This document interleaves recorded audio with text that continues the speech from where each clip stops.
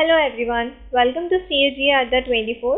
आज है 12 सितंबर 2024 और आज के दिन से रिलेटेड जितने भी इम्पोर्टेंट करंट अफेयर्स बनेंगे वो सब हम इस वीडियो में डिस्कस करेंगे। और साथ ही साथ उन करंट अफेयर्स से रिलेटेड जो भी इम्पोर्टेंट फैक्ट्स हैं या अपडेटेड करंट अफेयर्स अभी तक हम पढ़ चुके हैं रीसेंट वाले, वो सब एक बार क्विक रिविजन करेंगे, जिससे कि आप सभी को वो सब याद भी रहेगा और साथ ही साथ आपका रिविजन भी होता चलेगा। चलिए शुरुआत करते हैं आज के हमारे सेशन की। तो हमारी पहली न्यूज़ है श्री सुशील कुमार शिंदे जी के बारे में। ये जो शख्स आप लोग देख रहे हैं फोटो में, ये है सुशील कुमार शिंदे। ये कौन है? ये कांग्रेस के एक नेता है।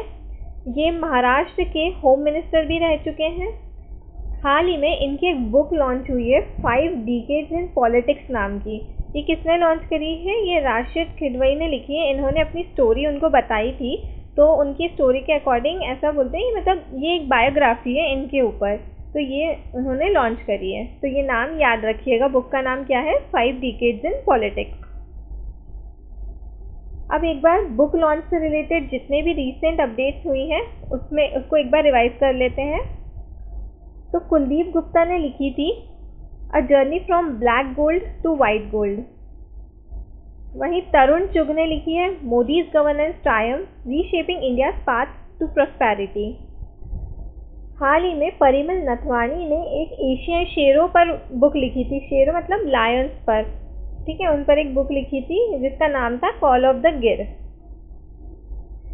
सुदीप्ति सेन गुप्ता की बुक थी breaking rocks and barriers memoirs of a geologist and mountaineers.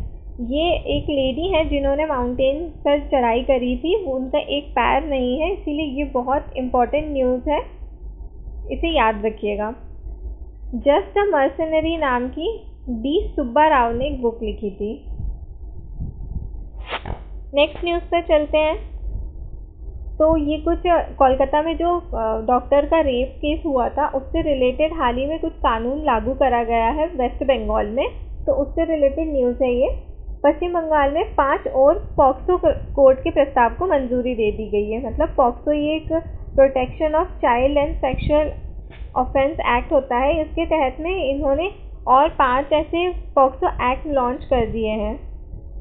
तो इसके तहत क्या होगा, ये क्यों किया है? तो यौन अपराध से बच्चों की सुरक्षा के लिए, मतलब protection of child from sexual offence. ये जो पॉक्सो एक्ट है ये कब शुरू हुआ था? तो ये 14 नवंबर 2012 से पूरे देश में लागू हो गया था। इस एक्ट के तहत क्या होता है ना कि जितने भी ऐसे केसेस होते हैं जैसे रेप केस वगैरह या सेक्सुअल ऑफेंसेस से रिलेटेड जो भी केस होते हैं, तो उस केस की सुनवाई इस एक्ट के तहत होती है और उसकी सज़ा भी इसके तहत ही दी जाती है। आगे चलते हैं। तो एक बार क्विक रिवीजन पश्चिम बंगाल से रिलेटेड। पश्चिम बंगाल के सुंदरबन शहर जलपाईगुड़ी जिले के काला नुनिया चावल और कादियाल साड़ी को GI टैग मिला है। IPS राजीव कुमार को पश्चिम बंगाल का फिर से DGP नियुक्त किया गया।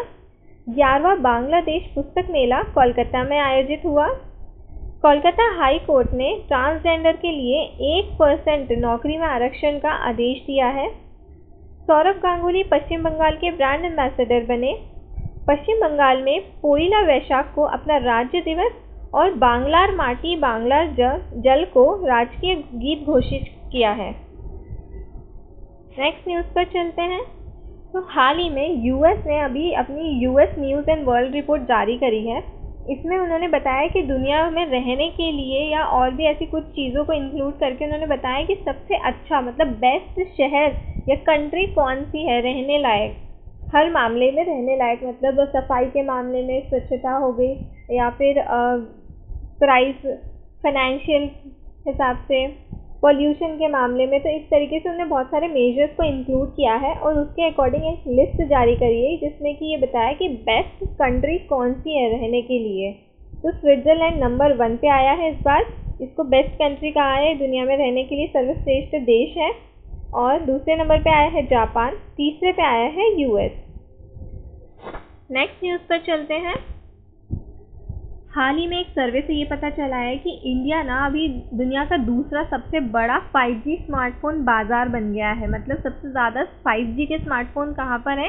तो फर्स्ट नंबर पे आता है चाइना, सेकेंड नंबर पे इंडिया आ गया, इसने यूएस को पीछे छोड़ दिया है, यूएस पहुंच गया है थर्ड नंबर पे। मतलब हमारे कंट्री में 5G फ़ोन सब बहुत ज़्यादा आ चुके हैं। आगे चलते हैं। अब क्योंकि ये सवाल इंडिया से रिलेटेड था तो एक बार इंडिया से रिलेटेड जो भी इंपॉर्टेंट करंट अफेयर्स हैं उनका क्विक रिवीजन कर लेते हैं। तो मॉर्ने मॉर्कल टीम इंडिया के नए बॉलिंग कोच बने। भारत रूसी तेल के सबसे बड़े आयतन के रूप में चीन से आगे निकल गया। भारत ने कावा महिला वॉलीबॉल राष्ट्रीय लीग का दूसरा खिताब जीता। भारत में डेंगू वैक्सीन डेंगी ऑल के तीसरे चरण का परीक्षण शुरू किया गया। भारत इस बार बिम्स्टेक शिखर सम्मेलन की मेजबानी करेगा।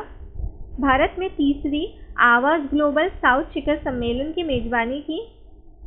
WHO ने वैश्य पारंपरिक चिकित्सा केंद्र हेतु भारत के साथ समझौता किया। नेक्स्ट न्यूज़ पर चलते हैं।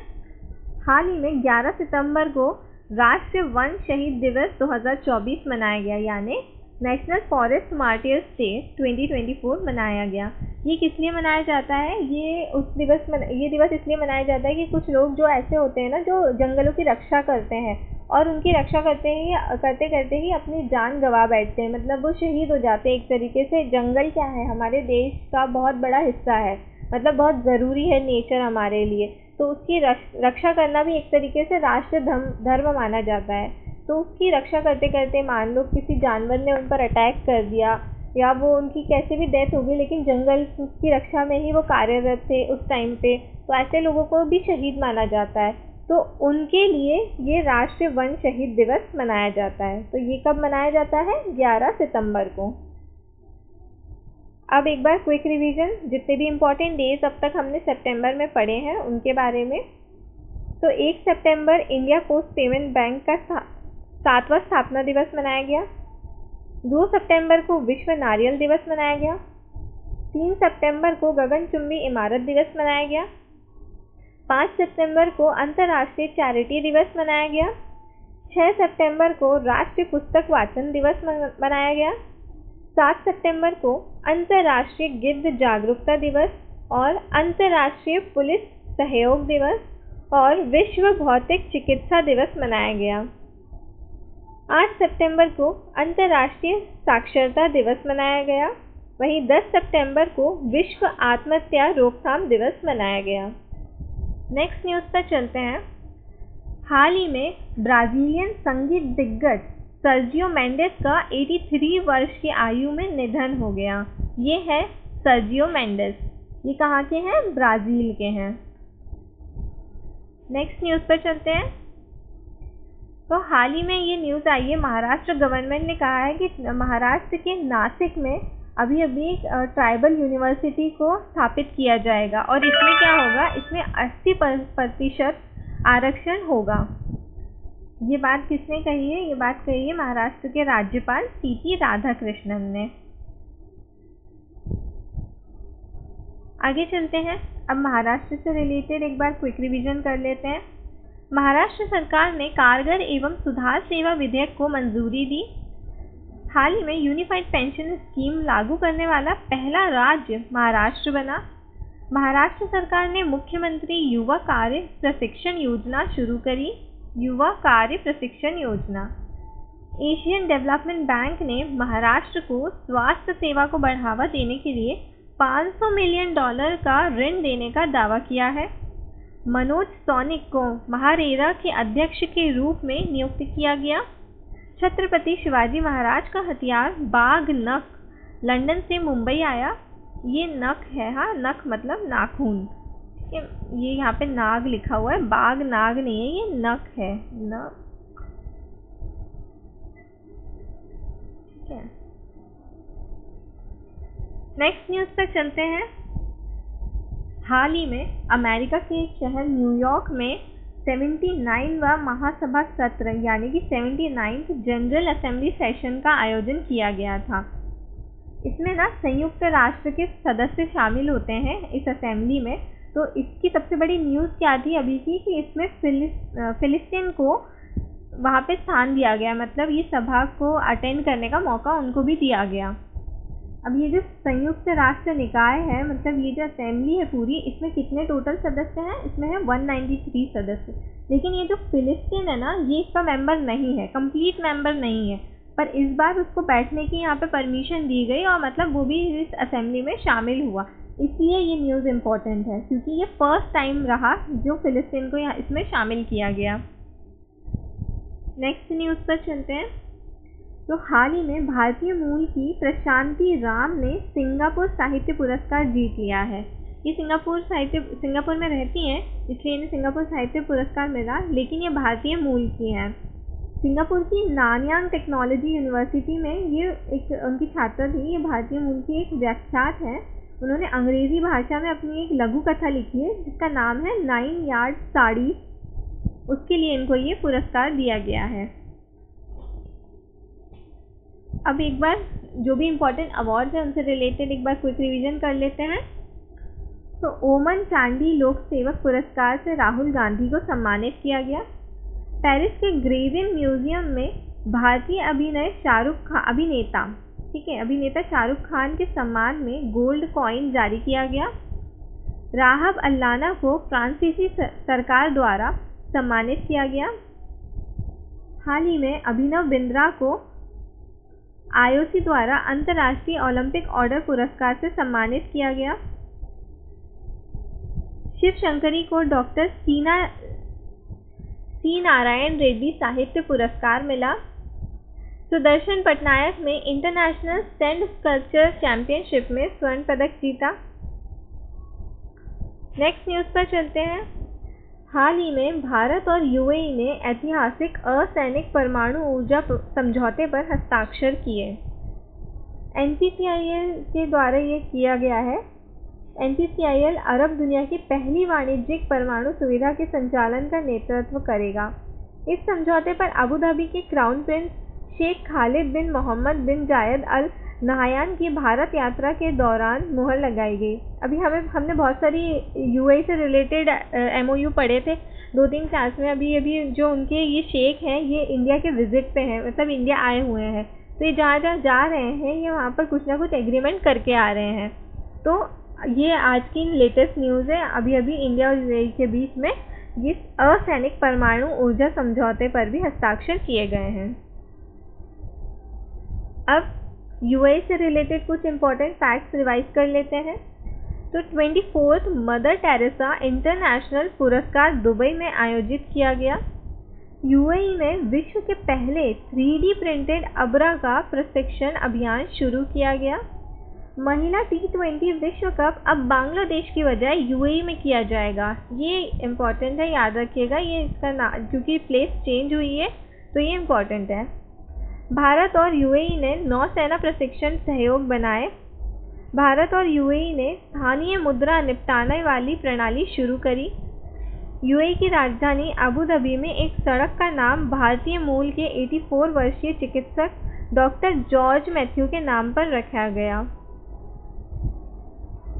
और हमने एक और न्यूज़ पढ़ी थी कि दुबई में हाल ही में IIT दिल्ली का एक कैंपस भी स्थापित किया जाएगा।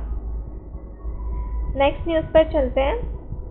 हाल ही में 45th FIDE चेस चैंपियनशिप या चेस ओलंपियाड 2024 का आयोजन होने वाला है।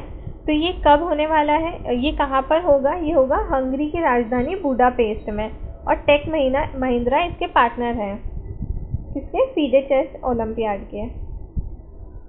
नेक्स्ट न्यूज़ पर चलते हैं। हाल ही में जेमी ली कर्टिस ने क्रिएटिव आर्ट्स MS पुरस्कार को जीत लिया है। नेक्स्ट न्यूज़ है Russian navy start ocean 2024 exercise. हाल ही में रूसी नौसेना ने महासागर 2024 अभ्यास को शुरू किया। यह अभ्यास प्रशांत महासागर और आर्कटिक महासागर के साथ साथ भूमध्य सागरीय, कैस्पियन और बाल्टिक सागर पर होगा। ये नाम याद रखिएगा कि कहाँ कहाँ होने वाला है। अब एक बार रशिया से रिलेटेड इम्पोर्टेंट फैक्ट्स को रिवाइज कर लेते हैं। प्रधानमंत्री नरेंद्र मोदी को रूस का सर्वोच्च नागरिक सम्मान the order of Saint Andrew the apostle प्रदान किया गया।